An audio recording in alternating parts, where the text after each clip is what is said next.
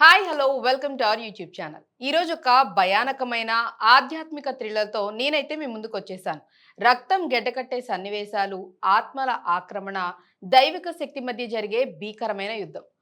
ఊరంతా భయంతో వణికిపోయేలా చేసిన ఒక అసాధారణ కథ ఇది. ఈరోజు మనం మాట్లాడుకోబోయేది ఓదెల 2 మూవీ గురించి. ఈ మూవీ 2025లో రిలీజ్ అయింది. ఇక ఓదెల అనేది ఒక చిన్న గ్రామం. తెలంగాణలో ఉన్న ఈ ఊరు ప్రశాంతంగా కనిపించిన లోపల భయానక చరిత్ర దాక్కుని ఉంది.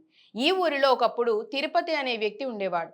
వశిష్ఠ ఎన్ సింహ పోషించిన ఈ తిరుపతి బయటకు చాలా సాధారణంగా కనిపించేవాడు. కానీ లోపల అతని మనసు చాలా చీకటిగా ఉండేది. కొత్తగా పెళ్ళైన అమ్మాయిలను టార్గెట్ చేసి వారిని మొదటి రాత్రి రోజు అత్యాచారం చేసి చంపేసేవాడు. ఊరంతా భయంతో వణికిపోయేది. ఎవ్వరూ అతన్ని అనుమానించలేకపోయారు. ఇక అతని భార్య రాధ ఒకరోజు ఈ భయంకరమైన సత్యం తెలుసుకుంటుంది. ఆమె భర్త చేసిన దారుణాలు చూసి ఆవేశానికి లోనై అతని తల నరికి చంపేసి పోలీసులకు లొంగిపోతుంది. ఈ సంఘటన తర్వాత ఊరి ప్రజలు తిరుపతి శవాన్ని సాధారణంగా కాల్చకుండా సమాధి శిక్ష అనే ఆచారం ప్రకారం సమాధి చేశారు. ఇది అతని ఆత్మకు మోక్షం రాకుండా చేసి దుష్టశక్తిగా మార్చేస్తుంది. ఈ సంఘటన జరిగి 6 నెలలు గడిచాయి. ఊరు కొంతవరకు సాధారణంగా మారింది. కొత్త పెళ్లిళ్లు జరుగుతున్నాయి. కానీ ఒక రాత్రి ఒక కొత్త పెళ్లి కూతురు గదిలో భయంకరమైన శబ్దం వినిపించింది. ఆమె భర్త గదిలోకి వెళ్లేసరికి ఆమె శరీరం రక్తంతో తడిసిపోయి ఉంది.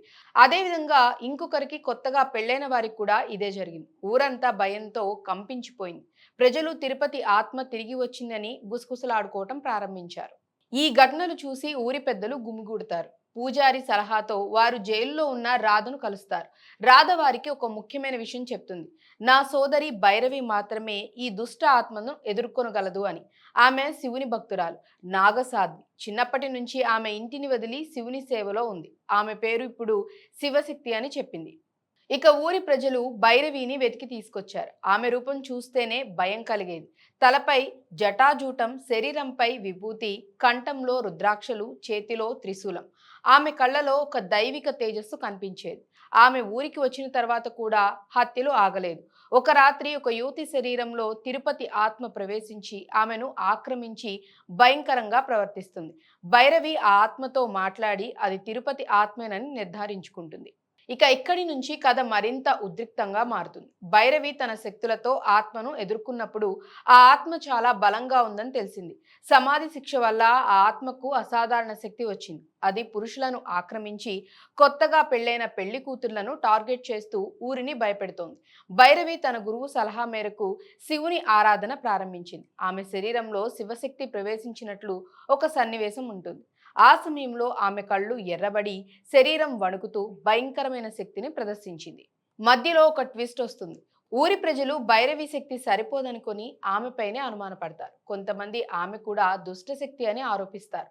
ఇంతలో మరో హత్య జరుగుతుంది. భైరవి తన సోదరి రాధతో మాట్లాడి తిరుపతి ఆత్మ ఎక్కడ దాక్కునుందో తెలుసుకుంటుంది. ఆ ఆత్మ సమాధి స్థలం చుట్టూ తిరుగుతూ ఉంటుందని అర్థమైంది. క్లైమాక్స్ లో భైరవి సమాధి స్థలానికి వెళ్ళింది. అక్కడ రాత్రి సమయంలో భయంకరమైన దృశ్యాలు జరిగాయి. తిరుపతి ఆత్మ అనేక పురుషులను ఆక్రమించి ఒక భీకరమైన సైన్యంలా ఆమెపై దాడి చేస్తుంది. భైరవి తన త్రిశూలంతో, మంత్రాలతో, శివుని ఆరాధనతో ఆ ఆత్మను ఎదుర్కొంటుంది. ఆ సన్నివేశాలు చాలా ఇంటెన్స్ గా ఉన్నాయి. ఆమె శరీరం నుంచి దైవిక కాంతి వెలువడుతూ ఆత్మ గర్జనలు చేస్తూ పోరాడిందని చెప్పాలి. చివరకు భైరవి పూర్తి శక్తిని వినియోగించి తిరుపతి ఆత్మను సమాధి లోపలికి నెట్టి శివ మంత్రాలతో దాన్ని శాంతపరుస్తుంది.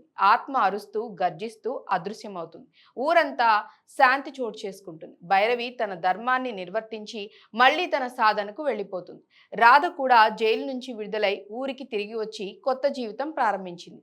ఈ కథ మనకి చెప్పేది ఏంటంటే దుష్ట శక్తులు ఎంత బలంగా ఉన్నా నిజమైన భక్తి, ధైర్యం, దైవిక శక్తి ముందు ఎప్పటికీ నిలబడలేవు అని. మనం చేసే తప్పులు మన తర్వాతి తరాలపై కూడా ప్రభావం చూపుతాయి. కాబట్టి మంచి చేయాలి, దేవుని మీద నమ్మకం ఉంచాలి.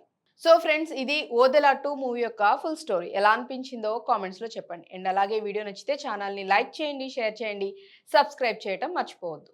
బాయ్.